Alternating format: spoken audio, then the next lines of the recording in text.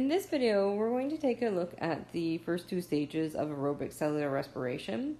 First of all, we'll take a look at glycolysis, which actually is the first stage of both types of respiration, both aerobic and anaerobic respiration.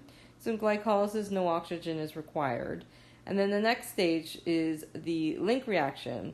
And the link reaction is the first step following glycolysis of aerobic cellular respiration.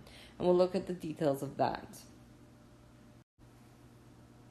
First of all, we'll explore the overview of glycolysis.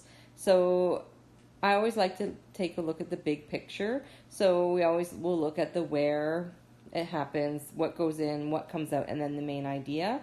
So for glycolysis, the where is the cytoplasm.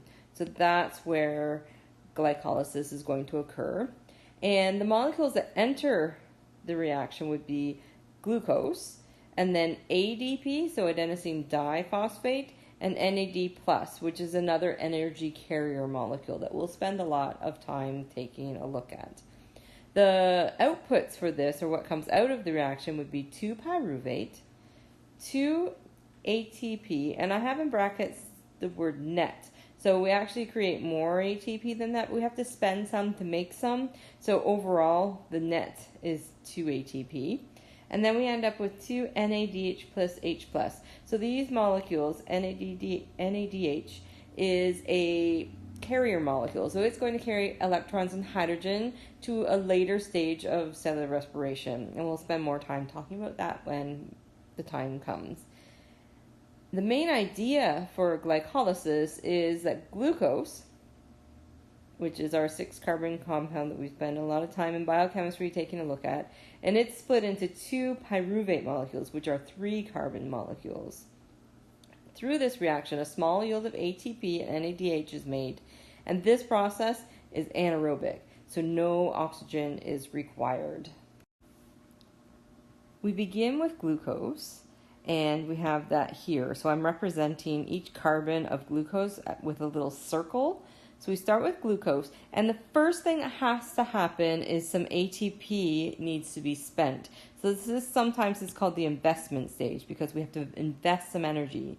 So 2 ATP come in, and each of them give a phosphate to glucose, and one gets stuck on either end of the molecule. And the atoms rearrange from glucose to become fructose 1,6-bisphosphate. So it's now the structure of glucose, and there's a phosphate on carbon 1 and carbon 6 of the molecule, which is where the name fructose 1,6-bisphosphate is coming from. So overall, 2 ATP are used to initiate glycolysis, and 2 phosphates are added to glucose. So we end up with fructose 1,6-bisphosphate. Following this, the fructose 1,6-bisphosphate gets split in two to become PGAL, or phosphoglyceraldehyde, and we end up with 2 3-carbon molecules that each have a phosphate on them. Next, NAD+ becomes reduced because it collects 2 electrons and 2 hydrogens from each 3-carbon molecule. So it goes from NAD+ to NADH plus an extra hydrogen ion, and that happens to each of the 3-carbon compounds. And then an inorganic phosphate that's just floating around in the cytoplasm comes and joins each of those oxidized 3-carbon compounds. So when you lose hydrogens and electrons, you become oxidized, and you usually want to find something to react with. So in this case, it's going to react with a phosphate that just happens to be floating around in the cytoplasm. Following this, because each of those 3-carbon compounds each have a phosphate, they're now going to be donated to ADP to make ATP. So each of these 3-carbon compounds will convert 2 ADP into 2 ATP, and the final product is pyruvate.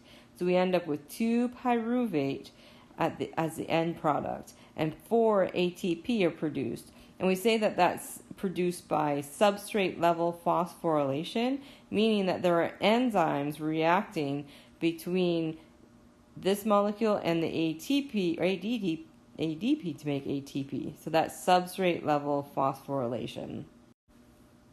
A quick recap of this reaction would be we have our glucose, which is the C6 compound. We spend 2 ATP at the start to make 2 3-carbon compounds, and then a series of reduction reactions happen.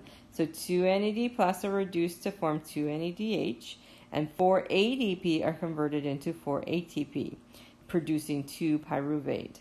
So our energy outputs would be 2 net ATP, and then 2 NADH are made, and those we'll talk about their role a little bit later.